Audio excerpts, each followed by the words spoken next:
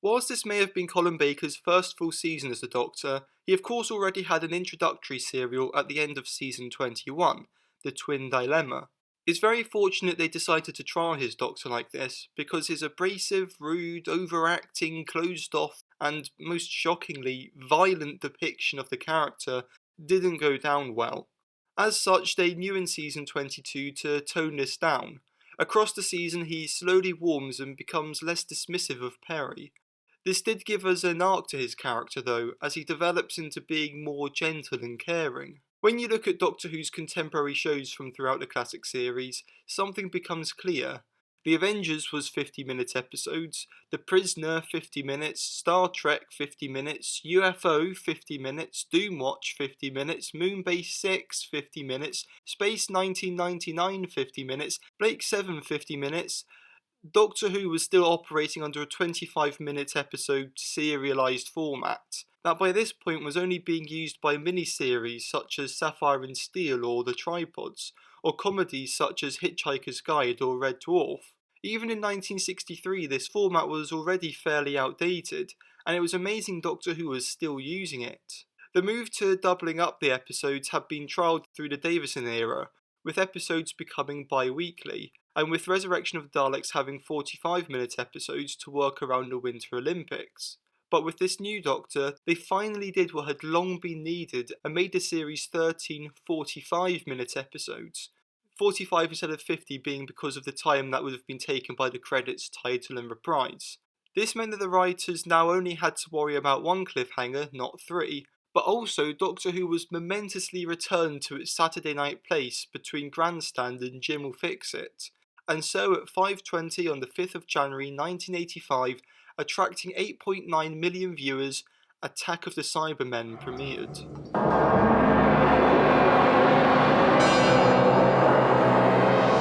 Lytton, from last season's Resurrection of the Daleks, is planning a heist of a bank through the sewers, but the maps don't lead them to the bank. They find themselves in the Cyberman's lair, like from the Invasion. The Doctor and Perry come across it, and the Cybermen want the TARDIS so they can prevent the destruction of Mondas from the 10th planet. They're taken to the ice tombs on Telos, like from Tomb of the Cybermen, where half-converted slave labourers and the native Cryons are fighting back against the Cybermen. The Cyber Controller returns, played by Michael Kilgareth, who'd gained weight over the last 18 years. The Doctor shoots up the Cybermen, their base is blown up, and Lytton dies in the conversion. Turns out he was actually working for the Cryons, not the Cybermen. I don't think I've ever misjudged anybody quite as badly as I did Lytton. You may have noticed this story's very reference heavy, being a sequel to The 10th Planet and prequel to Tomb of the Cybermen, both stories that hadn't been broadcast in 20 years and were at the time all or partially missing. After the 20th anniversary, Doctor Who had become very fixated on bringing back old monsters. As such, this would be the only classic season to feature Daleks, Cybermen, the Master and Sontarans. Ian Levine, since he had returned over 70 missing episodes and declared himself king of the fandom, had been informally hired as the show's continuity consultant. He claims to have written this story, at least partially, hence why it's so full of references, such as the Doctor and Perry landing in Totter's Lane, or the Doctor mistakenly calling Perry by past companions. You called me Tegan, Zoe, Susan. On one occasion you even referred to me as Jamie. But it was more likely written by Eric Saywood, who couldn't be credited as he was script editor, so he was credited to Paula Moore, the pen name of Paula Wolseley, Saywood's girlfriend. She has since stated that she didn't actually have anything to do with it, so there it is in writer's limbo. It may be a bit of a confusing mess relying on the Cybermen's IP, but it's a guilty pleasure. It's well shot in the sewer scenes and on Telos, and has some good fun action. It's the Doctor Who equivalent of a popcorn flick, and well, it's nice to see some gory horror. Remain silent, or you will die.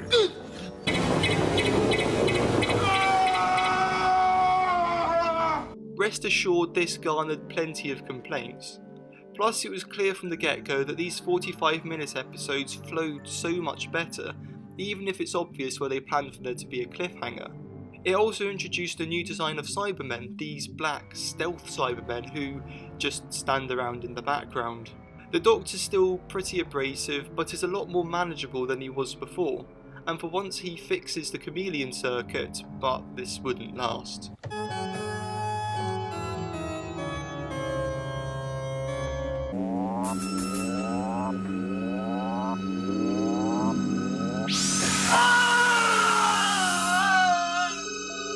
The home video market in the mid-80s didn't just open up the opportunity for fans to watch old Doctor Who. The new unregulated distribution method allowed for more adult-rated films to be released that wouldn't have in cinemas. There was pornography, but also gore and horror films called video nasties, most famously Cannibal Holocaust. These shockingly gruesome videos became a point of controversy at the time, so of course Doctor Who had to address it. On the planet Varos, society has been turned into a sadistic authoritarian state, with torture and execution rampant to make content for videos to be sold to a sadistic businessman called Sil, who exploits Varos' economy buying its Zetron 7. Are they really disturbing, these videos you sell? An interesting point is that we see all the goings-on through the perspective of a normal working-class couple watching the events unfold on the TV, where there are buttons to vote on whether they approve of the governor's policies.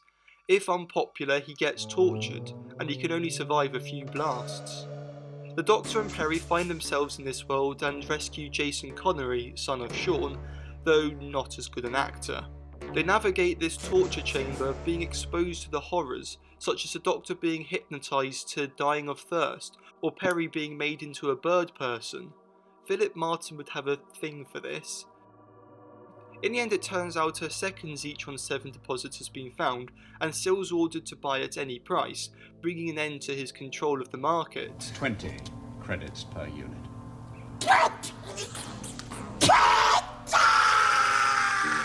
And then it ends on an interesting note of the question, We're free. Are we? Yes. What should we do?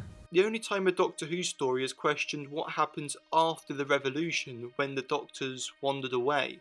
Let's get away, I don't like goodbyes. Needless to say, this generated a lot of complaints from viewers of its violence and horror, being accused of being a video nasty in itself. One scene that drew particular controversy was when the Doctor seemed to push a guard into an acid bath, and even gives a quip. Forgive me if I don't join you. Martin says that this was written as a comedic scene, and you can see the guard being pulled in, but Ron Jones's direction made it come across wrong. The direction in this story is not great, and can be most clearly seen in the cliffhanger. And cut it now. But in spite of that, it's still an intense and engaging story, doing something different and not being afraid to push its boundaries. It had an edge that perfectly suits Colin Baker's portrayal of the Doctor, and it's considered a fan favourite of his run. Ta-da! One of my best, you will love it! Many say it's a classic. Bought, of course, to replace the one that strangely went missing. Great news, though. This one has extra features. Even more of me. You're wasting your time. I've locked all the doors. Despite complaints, this is where Doctor Who should have been going, but its tea time slot between football and children's programming just made this odd, and an issue the BBC bosses would not look too kindly. Down! Man! Fun fact, Colin Baker accidentally put dog poo on his face in this scene. This story would be much better directed, from Sarah Hellings, with a lot of fluid camera movement. Filming at the Iron Bridge Gorge Museum Trust, and with a good set and costume design, historicals are where the BBC's strongest, this was actually the first Doctor Who story to feature historical figures since the Gunfighters, George Stephenson and Lord Ravensworth. Where it was weaker though was in the script, with quite poor dialogue. First contribution from the physically inseparable veteran writing couple, Pip and Jane Baker, they introduced the Rani. Played by Kate O'Mara, star of Hammer Films' The Vampire Lovers and Horror of Frankenstein, and TV shows The Main Chance, The Brothers, and the infamous Triangle, the Rani is another Time Lord, intended to be less pantomime than the Master, who's a cold sociopathic scientist. Disguised as an old woman under very good makeup, she's harvesting the local workers for brain chemicals that help sleep. This is making the locals very agitated and aggressive, attacking the new machinery that's threatening their jobs. This story is very much about the Luddites, which was relevant at the time with the fear of computers taking many jobs in the 80s. The Doctor and Perry turn up, and also the Master, who we don't get an explanation of how he survived Planet of Fire, and he doesn't really add much to the story, and all get in the way of her plans. She turns the locals on the Doctor, bringing us to this intense cliffhanger.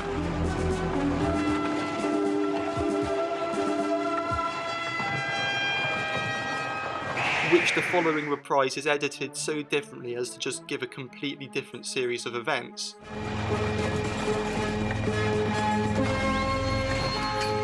And also she lays mines that turn people into trees. This gives us this infamous effect. Also she's growing a dinosaur. At the end, the Doctor traps the Rani and Master in her TARDIS with the rapidly growing dinosaur and retrieves the chemicals to cure the restless men. This is very much a standard, fairly forgettable story, coming in the middle of the season.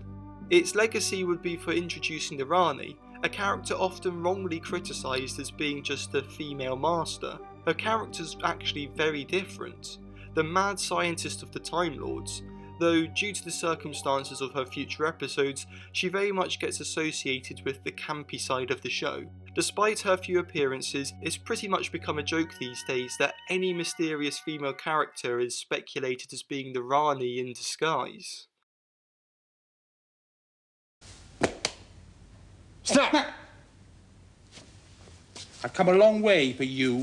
After the success of the Five Doctors, JNT wanted to bank on this and get the new First Doctor back for another multi-Doctor story. However, Richard Hundel's untimely death brought an end to this, and it was changed to featuring the Second Doctor and Jamie. And this wasn't the only change. Robert Holmes originally wrote it to be set in New Orleans, but the cost of that meant that they had to change it to Seville in Spain. Holmes didn't like that this meant that many of the jokes about British and American English had to be cut. He did manage to bring back his creation of the Sontarans though, now much taller however. We open in black and white, with the Second Doctor and Jamie in the 70s TARDIS. Troughton refused to have his hair dyed, and somehow Jamie knows of the Time Lords. This has led to the theory that this is part of Season 6B, set after the War Games, but is really just another example of continuity consultant Ian Levine not doing his job. They meet an old scientist friend of the Doctor who has been genetically engineering an androgam, savage meat-eating obsessed people, to be more refined. Played by Blake Seven's Jacqueline Pearce, Holmes was a lifelong vegetarian and wrote this story to be an attack on meat eating, with the androgams wanting to eat everything and everyone, and the way they talk about preparing human flesh. A black pudding made of live pig's blood, herbs and pepper, and the breasts of the birds should be slit and studded with truffles. The Sontarans attack and are working with the androgams to extract the Doctor's genetic intelligence, also making their own time machine. This 3x45 minute story is fun though, running around the Spanish villa, the Second Doctor becoming an androgam and going on an eating and killing spree. Jamie acts as a second companion to the Sixth Doctor through most of this story, and it makes you realise what was missing from his era, a stronger companion who could stand up to his presence more than Perry could. And whilst it's fairly brief towards the end, it's great seeing the interaction between the Sixth and Second Doctors. This way! No! This way! Now look! You got me into this mess! Worth noting that Colin Baker used to live with Patrick Troughton's son in the 60s. Weird coincidence. Eventually the Sontarans and androgams turn on each other and Jacqueline Pearce is killed by the time machine being sabotaged. Once again, this story received a lot of criticism for being too violent. The head of the Australian fan club described the scene where Oscar the restaurant owner gets stabbed as sick shock violence for cheap shock value only, though I found this death to be one of the few genuinely tear-jerking moments in Classic Who. Take care of my beautiful moths. Eric Saywood said he felt this story was poorly directed, with this being the sixth and final contribution by director Peter Moffat, and that's in spite of some interesting set work in the space station. This violence and sadistic language was to highlight the brutality of meat eating, though again was being broadcast in the Saturday tea time slot before 6 PM. It at least managed to make Nicola Bryant a vegetarian. This would be the last on-screen appearance for Fraser Hines as Jamie, and Patrick Troughton's last time playing the Doctor. He died of a heart attack at a convention in New York in March 1987. He was only 67. Do try to keep out of my way in future and in past, there's a good fellow. The time continuum should be big enough for both of us. Just.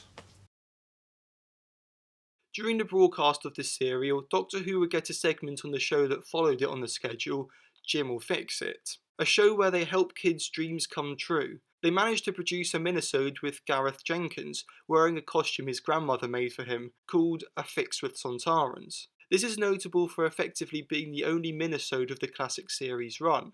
Gareth just appears in the TARDIS, as does Tegan, with Janet Fielding sporting a very 80s mullet. Then Sontarans appear, they spout some technobabble and make the Sontarans go away. Colin Baker said that he was surprised by how well Gareth was able to handle the technobabble. Set the coaxial stabilizers. Set the coaxial stabilizers.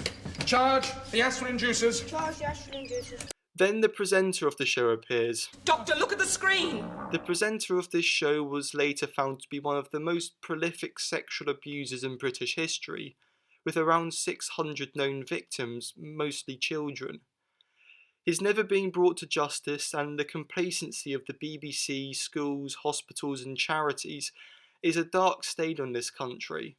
Given his involvement with all facets of entertainment in the 80s, we are lucky that his involvement with Doctor Who only extends this far. His scenes were edited out for the 2022 Blu-ray release. Doctor, look at the screen! That's a Sontaran battle fleet. Gareth, this was just the beginning.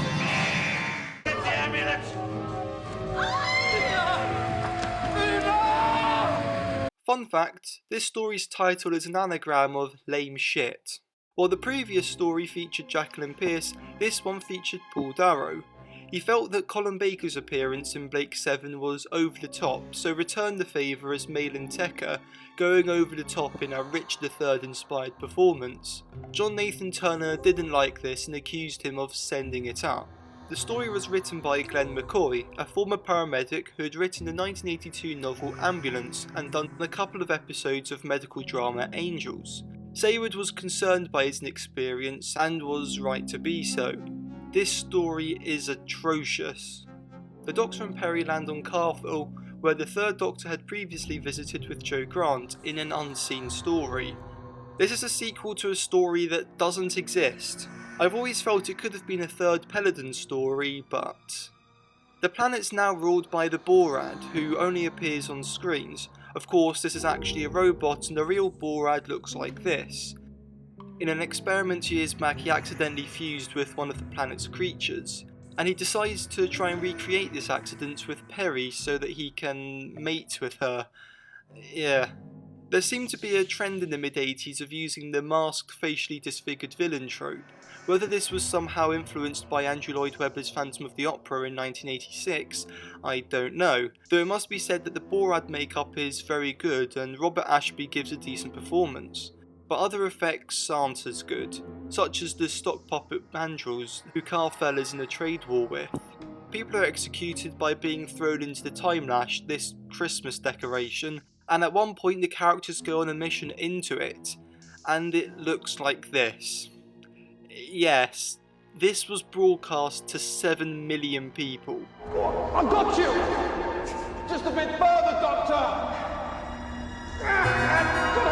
It's through this that we pick up Herbert, a 19th century guy who's into the paranormal. There's a revolt, the rebels living in the Undercity caves, practically the only part of the story not to be in white overlit sets, and eventually the Borad falls into the Timelash, where he presumably becomes the Loch Ness Monster, once again breaking the show's continuity. They end the trade war with the Bandrils, and Herbert turns out to have been H.G. Wells all along. Needless to say, this is an infamously bad story, Bad effects, bad acting, bad script, just all round a bad production. This has frequently been voted around the bottom of fan polls. But that said, it is fun. It's an example of a story in a so bad it's good category. J&T later came back to Paul Darrow and said that his over-the-top performance actually elevated an otherwise poor story. Mark Gatiss has said that Reece Shearsmith and his roommates seemed to watch this story about 5 times a week. They were simply obsessed with it. You lose a command, I shall kill her. Then I shall put out both her eyes. So whilst this is an objectively bad story, it teaches you that sometimes it's best to just mindlessly go along with the story, to just have fun and enjoy it. Ah, there you are. They went that way. You will come with us. On the planet Necros, where blue is the colour of mourning, this being Eric Sayrid's way of covering over the Doctor's costume, the Doctor and Peri visit a funeral home, Tranquil Repose, where people who are dying are put into suspended animation until they can be cured. However, Davros is behind it, taking the bodies and converting them into his own army of Daleks. This new white and gold design is certainly striking, but it would take a few tweaks and remembrance to perfect them. A couple infiltrate the morgue and she finds her father half converted. This iconic, horrific scene must surely have given plenty of kids nightmares. If you ever love me, Natasha, kill me! Kill me! One of Davros' business partners, who he's supplying Soylent Green style food to, arranges for his assassination, sending Orsini, a knight of the Grand Order of Oberon, and his rat-like squire. Eventually Davros is found by the real Daleks, loyal to the Emperor. They kill the new Daleks and capture him. Orsini, however, fulfills his obligation and blows up the lab. It's an example of a story where the Doctor's presence doesn't change the outcome. In fact, him and Peri don't interact with any other characters until part 2, other than this mutant, a role jokingly offered to Sir Laurence Olivier. The unexpected snow really made this feel like an alien planet and added to the sombre feel.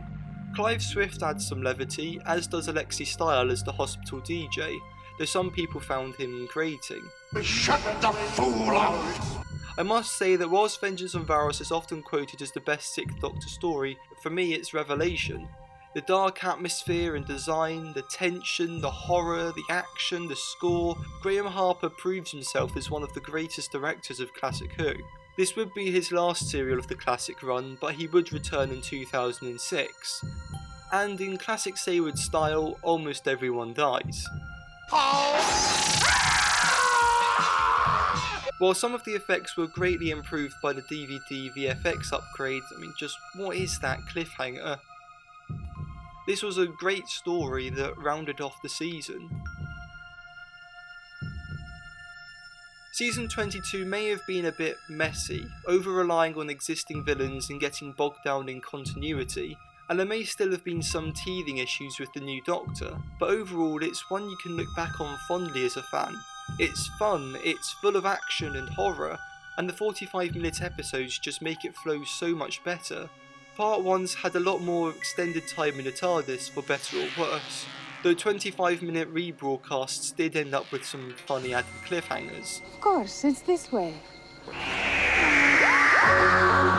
And there are a number of model establishing shots which are actually quite good.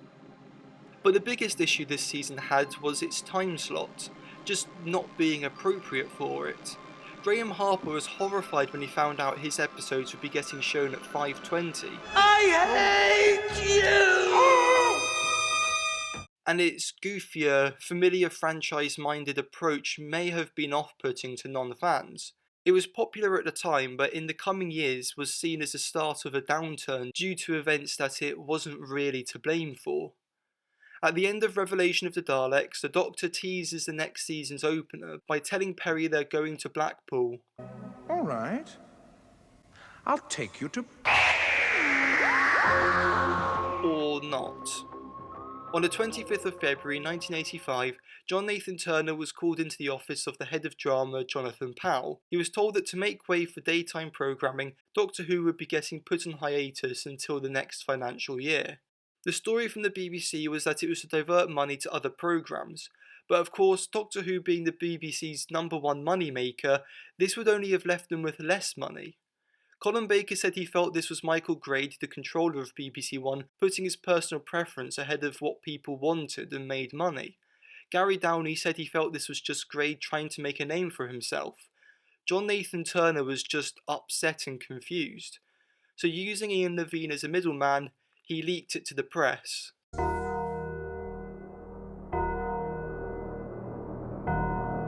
The tabloid reaction was of outrage. Whilst people may have felt that Doctor Who wasn't what it once was, it was still a beloved centrepiece of British television, a staple for over 20 years, and the fan response would be tenfold. This put the BBC in a position where they had to make it clear that this was only a temporary hiatus, it would be back after an 18-month pause, and was purely a financial decision. Despite this, Powell has said that he felt the show was underfunded and had become cheap looking as a result, so they responded by cutting its budget. Overseas, investors were also outraged. Syndication networks had started appearing in the US, and they were finding that imports of Doctor Who was massively popular, some saying it was their #1 show. This popularity in the US can be seen by the number of conventions that had started appearing over there. They wanted more, not less. I urge you to help support the network that brings you Doctor Who.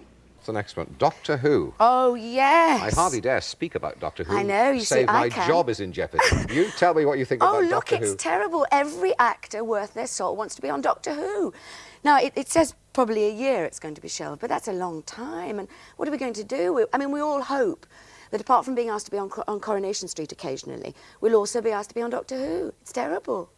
Michael Grade's gone on holiday. No wonder. Yes, exactly. He's trying to escape, because I would have got him this morning. Would you? Yes, and I said, just what's going on, you know. I think they're keeping their heads down, frankly, around here. So do Further I. than that, I'm not prepared to go any further. OK. It is a shame. It's an institution, Doctor Who, isn't it? Absolutely, no question. And yes. there are I was appreciation brought up on fans all over the world. Yes. It goes all over the place. America, it's extraordinary. It's a huge cult following over there. Yeah. Somebody just said in my ear, I think that's enough on Doctor Who. However, the decision had been made and the damage done. When Doctor Who returned, it would still have 14 episodes, but only 25 minutes long. All the scripts commissioned for season 23 would have to be abandoned, including their trip to Blackpool. Ultimately, it was just a result of poor BBC management at the time, wanting to put more money into daytime and new shows such as the soap EastEnders to rival Coronation Street that would soon be one of the BBC's most popular shows. As such, genre programming was on the chopping board.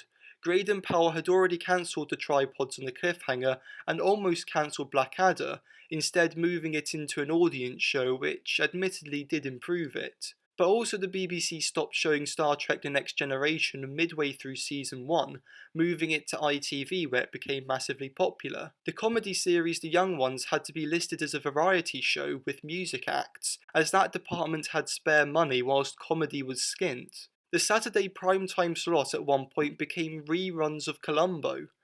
Doctor Who just found itself being the biggest casualty of all this mismanagement. One thing that was surprising about all this press reaction was how obsessed they were with how attractive Nicola Bryant was. This would be the tabloid press being their normal selves, but it must have been weird for Bryant seeing all the newspaper front pages about how hot she was. Perry had certainly been sexualised by the show, wearing skin-tight tops and shorts towards the beginning, and even topless at the start of The Two Doctors. But as the series went on, she did get given more clothes. During this hiatus, Radio 4 produced an audio play with Six and Perry, Slipback by Eric Saywood. It's a simple story with them landing on a ship with an annoying computer interface and a monster in the lower decks. Things happening aboard this ship I no longer understand. It's all very confusing. Sorry. What's the matter with you? You're only programmed to sound like a dizzy dame. You're not supposed to act like one. But it turns out the ship's deeper computer, which is a separate personality from the interface, has decided to rewrite the genetics of all life in the universe and use the Doctor's time travel to do it. But it goes wrong and ends up causing the Big Bang instead. I've done something you aren't gonna like. What? Primed the self-destruct mechanism. No! I don't think me, is a very nice person. It's a short, simple story with some other bits thrown in to fill it out, and if nothing else gave something to fill the gap. A year later it got a Target novelisation, the first non-TV story to do so. There was also a sketch on the Lenny Henry show where he becomes the next Doctor. Doctor, you've changed! Oh, Doctor, what's happening? What's happening, Doctor? What? Perry! What? Shut up!